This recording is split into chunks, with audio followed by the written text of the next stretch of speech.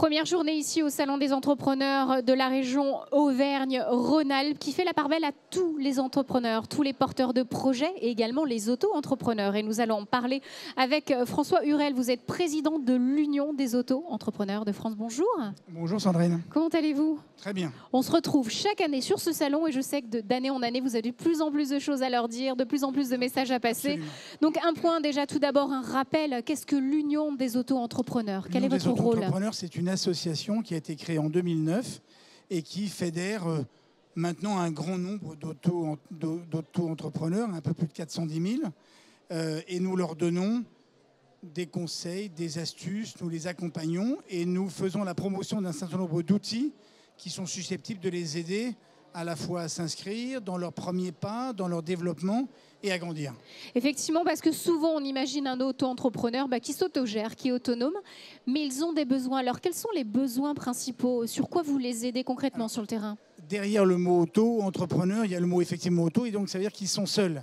Et nous, tout notre objectif, c'est de leur donner à la fois de la simplification administrative. Alors j'ai envie de dire, elle est déjà très simple.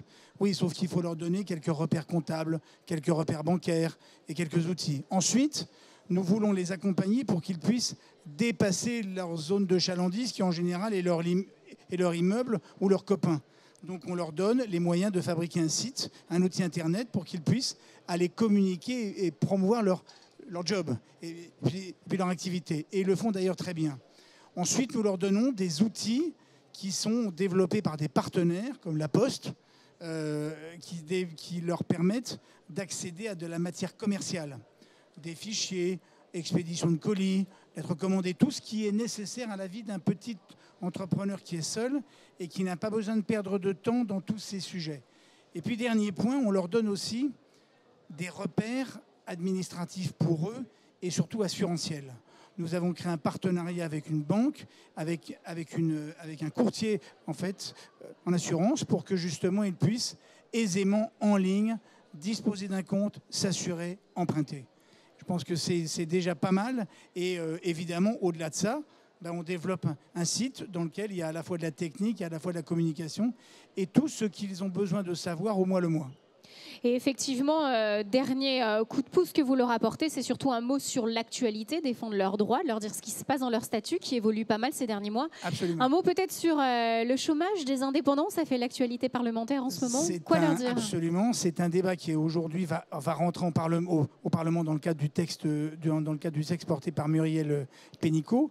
C'est la première fois que nous avons pu obtenir que les partenaires sociaux et puis le gouvernement s'allient pour qu'on puisse donner une couverture sociale minimum à ceux qui, étant des travailleurs indépendants, risquent de tout perdre.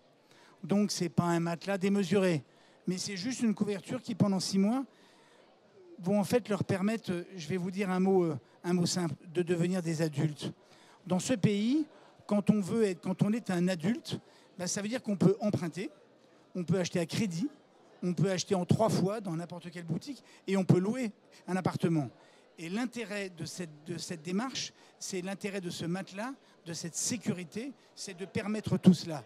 Donc c'est juste de donner le coup de pouce pour devenir un adulte. Voilà, je pense qu'il faut aller plus loin et je compte sur le gouvernement, je compte sur le président de la République qui, je pense, a parfaitement entendu le message.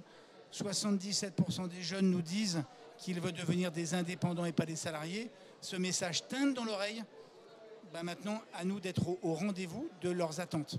Effectivement, crédibiliser cette catégorie d'entrepreneurs. Concrètement, un petit mot sur le programme. Durant ces 2 jours, on retrouve l'UAE où ça? Où est-ce que vous êtes? On retrouve l'UAE sur un stand. On est à votre entière disposition. Il y a déjà beaucoup de monde. On retrouve l'UAE dans des conférences, tout savoir pour commencer. Et en général, la conférence sur le tout savoir pour commencer, elle est un peu blindée, donc allez-y tôt, parce qu'effectivement, il y a beaucoup de monde. Ça marche très bien. On fait parler à la fois nous-mêmes, évidemment, mais aussi tous ceux qui nous accompagnent pour justement donner de la matière et de la crédibilité à cette forme de projet qui, quand même, connaît un succès grandissant. Effectivement, merci beaucoup en tout cas d'être venu sur ce stand Web TV du Salon des entrepreneurs Lyon-Auvergne-Rhône-Alpes. À très bientôt. Merci.